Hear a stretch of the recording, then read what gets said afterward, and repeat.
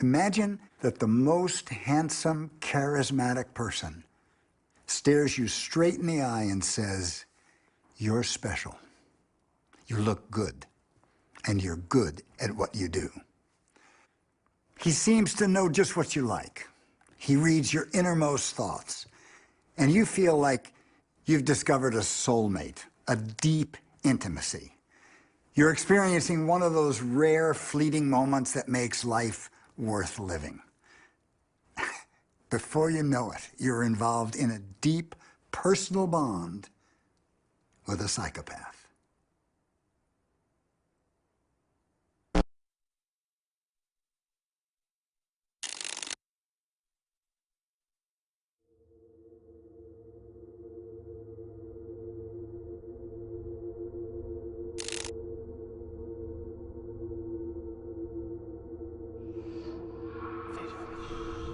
What are psychopaths? Do you know any? Personally?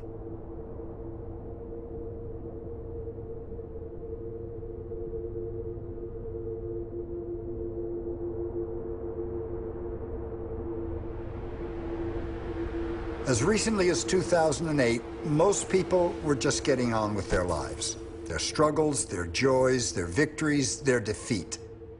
And then came the financial crisis.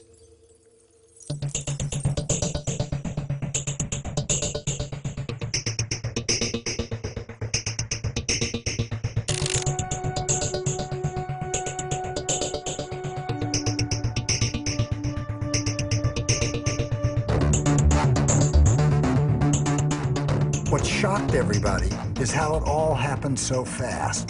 Bang!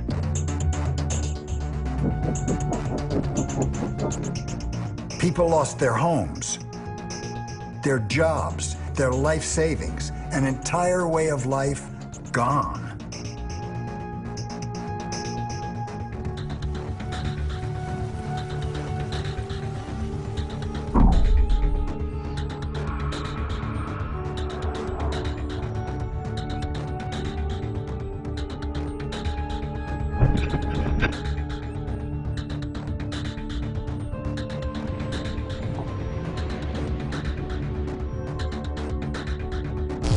The only thing we can say with certainty is that this is not the first time we've screwed up.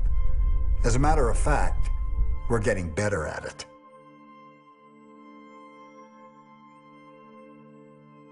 I'm sure you've heard a lot of people say that we live in unique times, that society is in trouble, that the situation's critical.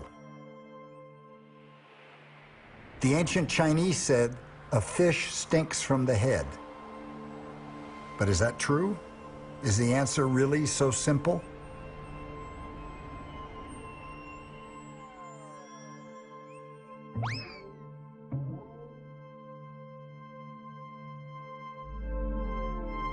Did you make the mess? I didn't. So who did?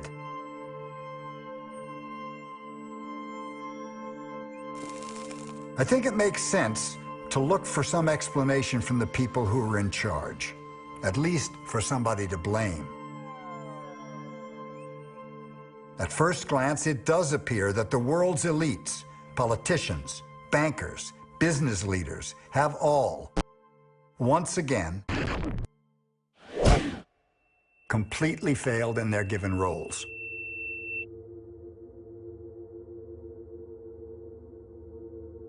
What do we really know about people in power? We trust our lives to them. Their decisions affect millions. We know that some of them, at least, are not the nicest people on the planet. Could they be psychopaths? In their book, appropriately titled Snakes in Suits, psychologists Robert Hare and Paul Babiak propose a new and provocative term: the corporate psychopath.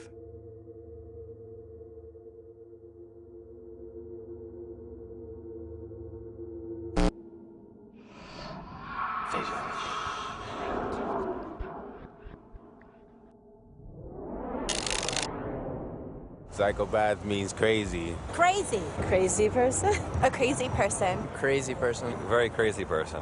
Creepy people. Psychopath? Her. Him. Well, it's an individual who has a psychopathic personality. And psychopathy is a personality disorder. But they're able to work within a business or an industry or an organization.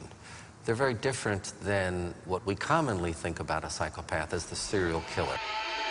These individuals have the same personality characteristics, but through education, through where they live, they are able to get jobs in big business and do fairly well for themselves. A psychopath is somebody who, as I've said before, is without a conscience. Not because he doesn't have the intellectual capacity to understand the difference between right and wrong. It's because the emotional connection with cognitions, thoughts, and so forth is absent. Some of the characteristics would include this stunning lack of empathy, lack of concern for other people, the ability to look at other people as mere objects. When normal people are processing emotional material, there is greater activation in parts of the brain that nature's designed to handle emotionality.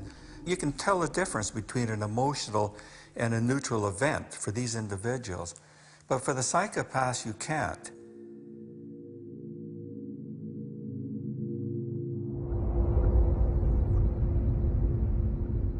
It looks like parts of limbic region, emotional brain, hippocampus, amygdala, don't function the same in psychopaths as they do in other people. These are individuals who are extremely egotistical, self-centered, lacking remorse for what they have done, knowing exactly what they're doing, and what they're doing is manipulating and deceiving other people for their own ends.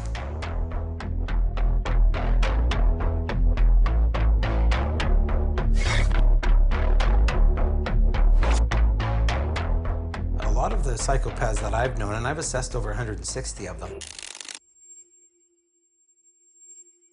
a lot of the ones that I've known, they don't have an evil appearance or an evil feel. They're out to con and manipulate you. So they're charming. They're very charming, and they come across as being extremely easy to like. Most of them.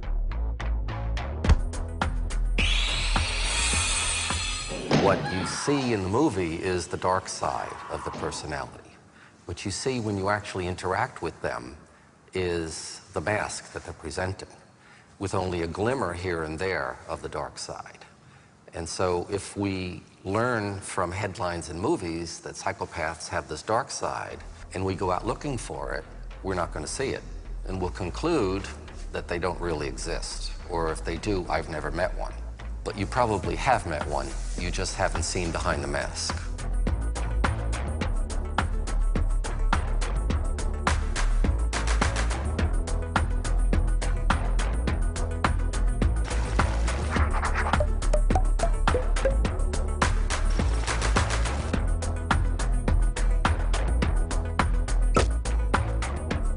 Fundamental mistake that most people make, and this includes not only the general public, but people like law enforcement officers who are trying to interrogate somebody, is the belief, the feeling that everybody else thinks and feels the way we do. That if there's an emotional event, say, look at that, doesn't that just rip your heart out? And you expect everybody to get the same reaction. But the psychopath is looking at it, and for him, it's a non-emotional event. When a psychopath is expressing an emotion, is it the Stanislavski method of acting? Is he actually feeling it, and he's able to project what's inside outside? And the answer is probably not. They're using facial expressions and hand movements, body language, that seems appropriate to an underlying emotional state, but is fake. I consulted on a movie with Nicole Kidman called Malice. And she wanted me to go down to Hollywood to help her portray what appeared to be a sweet, loving woman, but who's really a psychopath, So anyway, she said, look, you've got to give me a scene. And I thought about it, and I don't know where it came from, but this is the scene I gave her. You've left your apartment, and you're walking down the street, and there's an accident. And then you look at the child who was on the floor or on the ground, hit by the car, bleeding, probably dying. But kneeling beside the child is his mother. And she's emoting, she's going through every possible emotion that would be appropriate for that particular scene. And instead of watching the child and being horrified by the whole thing, you're kind of impassive, clinical, you watch the mother. And then you look at the child, back at the mother. And then you just walk away, unconcerned, walk back to your apartment, walk into the bathroom, stand in front of the mirror, and mimic the mother's expressions. That's it.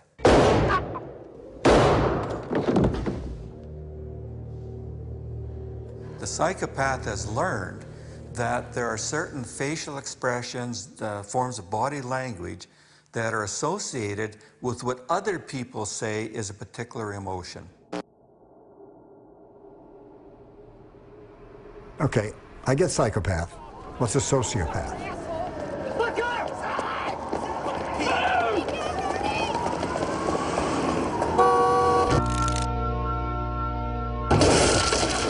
One of the better distinctions between a psychopath and a sociopath was made in the film Reservoir Dogs. And Harvey Keitel says, you know, I rob banks, and if I have to kill 3 people, that's my job. I don't like it, but that's what I have to do. Psychopath ain't a professional. Can't work with a psychopath. That effing psychopath over there, the other individual, he likes to kill. You don't know what those sick assholes are going to do next.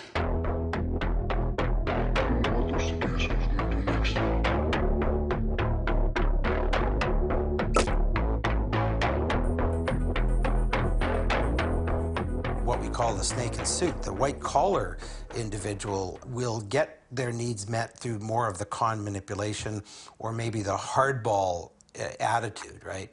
Whereas they may not resort to violence like some of the people that I've dealt with that are incarcerated.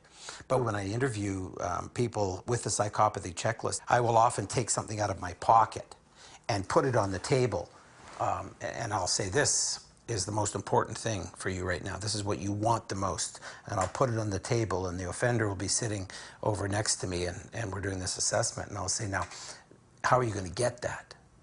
And with the psychopath, typically I will see the person sit back, and we call that duping delight.